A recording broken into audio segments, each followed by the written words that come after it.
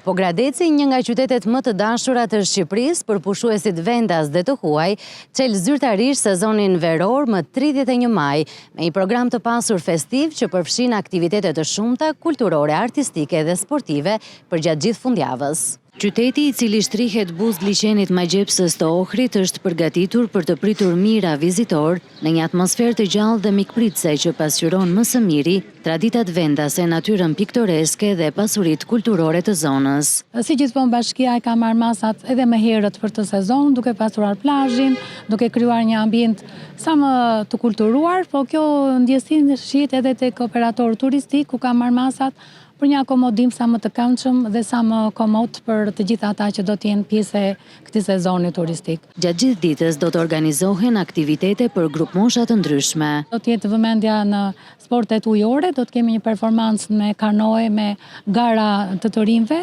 do të kemi beach volley, kemi street basket, pra një alarmi aktivitetesh kulturore, sportive, performancën e teatrit të kukullave, pra do të jetë një ditë e ngjeshur me aktivitete të cilat shtrihet prej orës 9:30 dhe deri në orët e vona të mbrëmjes. Pra Pogradeci do të përjetojë një ditë feste të vërtetë. Ky aktivitet që shënon nisjen e sezonit turistik nuk është thjesht një festë, por një ftesë për të zbuluar bukuritë dhe vlerat që Pogradeci ka për të ofruar.